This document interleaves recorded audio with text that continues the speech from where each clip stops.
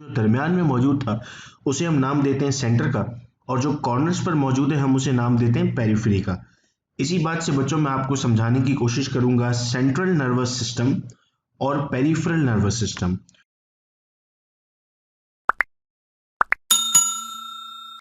औज़ुबिल्लाहि मिनश्शैतानिर्रजीम बिस्मिल्लाहिर्रहमानिर्रहीम। अस्सलाम वालेकुम बच्चों, उम्मीद करता हूं कि आप सब खैरियत से होंगे। और आज का video lecture on demand lecture है drugs acting on autonomic nervous system. बच्चों, मुझे भरपूर अंदाजा है कि आप इन क्वारंटाइन डेज में पढ़ना चाहते हैं और आप जो टॉपिक्स हम तक भेज रहे हैं, हम एक एक करके उन टॉपिक्स पर वीडियो बनाकर आपके सामने लेकर आ रहे हैं। बच्चों, सबसे पहले हम इस बात को समझने की कोशिश करते हैं। इस वक्त आपके सामने एक सर्कल बना हुआ है और उसके बाहर आप कुछ डॉटेड लाइंस ऑब्जर्व कर रहे हैं। जो सेंटर में आप देख रहे हैं और एक आप पेरिफेरी पर देख रहे हैं, तो मैं इसका मतलब ये समझता हूं कि जो दरमियान में मौजूद था उसे हम नाम देते हैं सेंटर का, और जो कॉर्नर्स पर मौजूद है हम उसे नाम देते हैं पेरिफेरी का। इसी बात से बच्चों मैं आपको समझाने की कोशिश करूंगा सेंट्रल नर्वस सिस्टम और पेरिफेरल नर्वस सिस्टम। तो जो दरमियान में आपके पास मौजूद है बच्चों, हम उसे नाम दे रहे हैं सेंट्रल नर्वस सिस्टम का, और जो पेरिफेरीज पर आपके पास मौजूद है हम उसे नाम दे रहे हैं पेरिफेरल नर्वस सिस्टम का।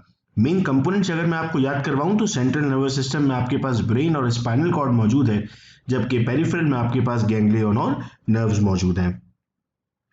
अब अगर हम इन्हें क्लासिफाई करने के लिए जाते हैं तो हम कहते हैं हमारे पास नर्वस सिस्टम दो हिस्सों में डिवाइड हो गया, सेंट्रल नर्वस सिस्टम और पेरिफेरल नर्वस सिस्टम। इस स्क्रीन पर हम पेरिफेरल नर्वस सिस्टम को डिटेल में पढ़ते हैं तो हम कहते हैं कि इसमें हमारे पास न्यूरॉन्स मौजूद होंगे, और इन न्यूरॉन्स में हमारे पास मोटर न्यूरॉन और सेंसरी न्यूरॉन शामिल हैं। याद रहे, सेंसरी न्यूरॉन वो हैं जो सेंस करके जाएंगे, और मोटर न्यूरॉन्स वो हैं जो इंपल्स को वापस लेकर आएंगे।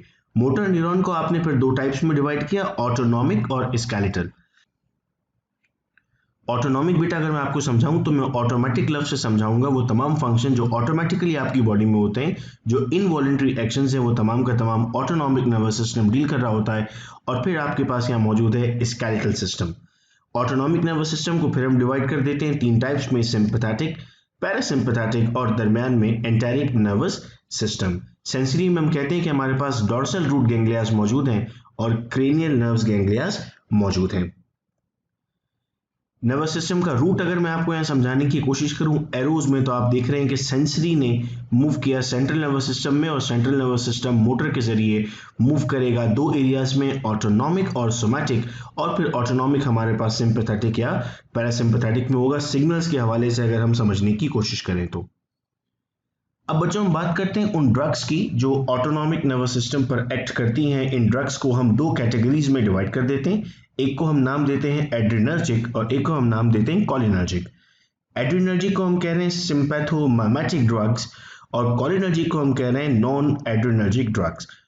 हम बड़ा परेशान रहते हैं ड्रग्स की कैटेगरी और ड्रग्स की क्लासिफिकेशन पर, तो हम बहुत आसान करके इस बात को याद करने की कोशिश कर रहे हैं कि ऑटोनॉमिक नर्वस सिस्टम में हमारे पास दो तरह की ड्रग्स हैं, एड्रिनर्जिक ड्रग्स और कॉलिनर्जिक ड्रग्स।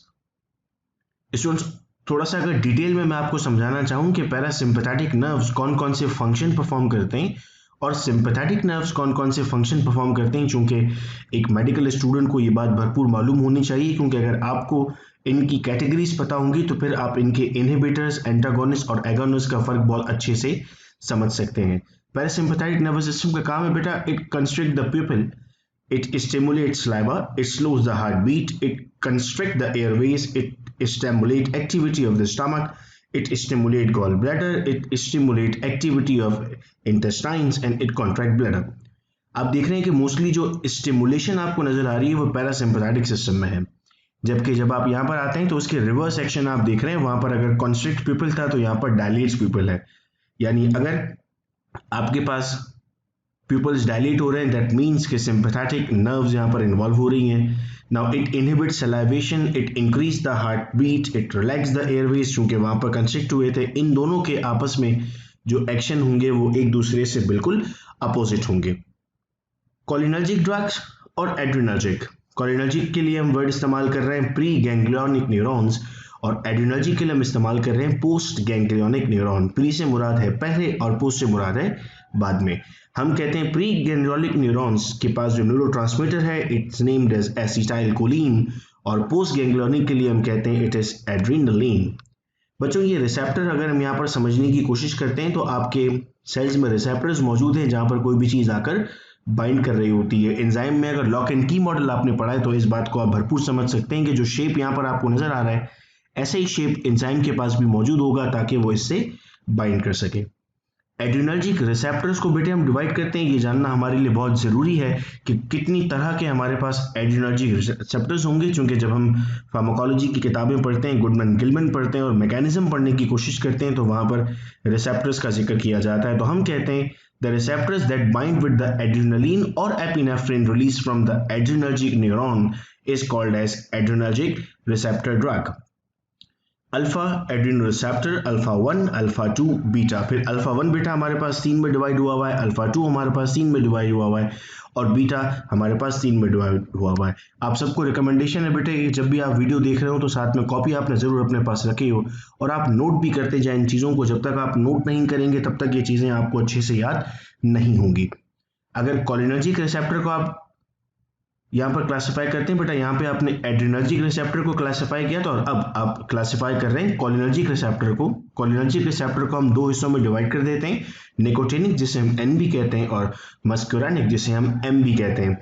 आप यहाँ देख सकते हैं कि हर रिसेप्टर के डिफरेंट एरियाज हैं और इन्हीं एरियाज के मुताबिक फिर आपको ड्रग्स और ड्रग्स का मैकेनिज्म ऑफ एक्शन भी समझ में आता है। एड्रेनर्जिक ड्रग्स क्या होंगी? एड्रेनर्जिक ड्रग्स को आप दो कैटेगरीज में डिवाइड कर देंगे, एक वो होगी जो मिमिक करेगी और एक वो होगी जो इंटरफेयर करेगी। बच्चों मिमिक करने का मतलब होता है उस जैसा काम करना। फॉर एग्जांपल अगर मैं आपसे कहता हूं कि कोई शख्स किसी एक्टर की मिमिक्री करता है, इसका मतलब है उस जैसी आवाज निकलता है। और इंटरफेयर करने का मतलब होता है रोकना। तो या तो ये ड्रग मिमिक करने वाली है एक्टिविटी को या फिर उस एक्टिविटी को रोकने वाली है। तो देखिए मिमिक के लिए हमने क्या लिख दिया यहाँ पर, इट प्रोड्यूस मोर इफेक्ट, तो आप क्या कहेंगे उसे सिम्पैथोमाइमेटिक कहेंगे। इंटरफेयर के लिए हमने कह दिया इट इनहिबिट द इफेक्ट, तो आप कहेंगे इसे सिम्पैथोलाइटिक्स। अब सिम्पैथोमिमेटिक को अगर मैं डिवाइड करता हूं और ड्रग्स के नाम यहां पर मैं याद करने की कोशिश करता हूं तो मेरे पास सेलेक्टिव, नॉन सेलेक्टिव और इनडायरेक्ट एक्टिंग तीन कैटेगरीज हैं, जिसमें अब नाम अगर हम लेते हैं यहाँ पर तो टाइब्यूटिलीन, अल्बुट्रॉल, मीटोप्रोटेनेडोल। फिर हम अगर नॉन सेलेक्टिव पे आते हैं तो आइसोप्रोटेनेडोल और ड्यूबेटामीन, और इनडायरेक्ट एक्टिंग पे आते हैं तो हमारे पास एफेड्रीन और एम्फेटामीन शामिल है। बच्चों हमारी एक सीरीज है वन डे वन ड्रग, इसमें हम एक एक करके ड्रग्स को पढ़ने की कोशिश करते हैं और फिर हम उन ड्रग्स के डोजेज, उनका मैकेनिज्म ऑफ एक्शन पढ़ते हैं। तो बहुत जल्द इसी यूट्यूब चैनल पर आपको वो सीरीज भी मिल जाएगी। तो जिन दवाओं के नाम यहाँ पर आपको नजर आ रहे हैं इनके मैकेनिज्म ऑफ एक्शन हम एक एक करके अलग अलग वीडियो में पढ़ रहे होंगे। सिम्पैथोलाइटिक्स में बेटा हमारे पास अल्फा 1 एंटागोनिस्ट है और बीटा 1 एंटागोनिस्ट है। अगर एंटागोनिस्ट और एगोनिस्ट को डिटेल में आपको समझना होगा तो इसी यूट्यूब चैनल पर आपको फार्माकोलॉजी बेसिक्स के नाम से एक वीडियो मिलेगी, आप उसमें ज़रूर देखिए जिसमें तमाम बेसिक टर्मिनोलॉजीज को समझाने की कोशिश की गई है। अल्फा 1 एंटागोनिस्ट में हमारे पास प्राजोसिन, फिनॉक्सीबेंजामीन है और बीटा 1 एंटागोनिस्ट में हमारे पास एटिनोलॉल, मेटोप्रोडोल और नेबिवोलॉल शामिल। कोलिनर्जिक ड्रग्स को अगर हम डिवाइड करेंगे तो अगेन हम कहेंगे इट में इनहिबिट और मिमिक द एक्शन। अगर इनहिबिट करेगा तो हम कहेंगे it is producing inhibitory effect, तो हम नाम दे रहे हैं पैरासिम्पैथोलाइटिक, जैसे वहां पर हमने सिम्पैथोलाइटिक नाम दिया था, यहाँ पर पैरासिम्पैथोलाइटिक नाम है। और मिमिक अगर हम कह रहे हैं तो हम कह रहे हैं मोर इफेक्ट प्रोड्यूस करेगा और फिर अब नाम दिया जा रहा है बेटे से पैरासिम्पैथोमाइमेटिक्स। अगर इनकी ड्रग्स के नाम हम याद करने जाते हैं तो डायरेक्ट एक्टिंग ड्रग्स में हमारे पास बेथेनोकॉल, कार्पेकॉल, पाइलोकार्पिन और मेथाकोलिन शामिल हैं। और अगर बीटा 1 एंटागोनिस्ट की हम बात करते हैं तो हमारे पास नियोस्टिगमीन, फाइस्टिगमीन, गैलेंटामीन और डॉनबजिल शामिल है। कुछ एक मतलब फिर हम इस बात को पढ़ते हैं कि हम एक एक करके इंशाल्लाह इन तमाम ड्रग्स को वन डे वन ड्रग में कंटिन्यू करेंगे। पैरासिम्पैथोलाइटिक्स में हमारे पास एट्रोपिन जिसे हम इस्तेमाल करते हैं ब्राडिकार्डिया में, स्कोपोलामीन और ग्लाइकोपाइरोलेट, ये तमाम दवाएं शामिल हैं। उम्मीद करता हूं कि बच्चों बेसिक्स हम सबको क्लियर हो गई हैं कि what is autonomic nervous system, कितने रिसेप्टर्स होंगे और कौन कौन सी दवाएं हम इसमें इस्तेमाल करेंगे। अगर आप हमें व्हाट्सएप पर ज्वाइन करना चाहते हैं, हमारे फार्मेसी के ग्रुप्स हैं फर्स्ट ईयर से लेकर फाइनल ईयर तक और ग्रेजुएट स्टूडेंट्स का भी, तो आप अपना नाम, field of study, year of study, university हमें व्हाट्सएप कीजिए 0333224331 पर। आपको रिस्पेक्टिव ग्रुप में ऐड कर दिया जाएगा और डेली वहां पर आपको पीडीएफ नोट्स और लेक्चर्स प्रोवाइड किए जाएंगे। बहुत शुक्रिया इस वीडियो लेक्चर को सुनने का। अपना बहुत ख्याल रखिएगा। अल्लाह हाफिज।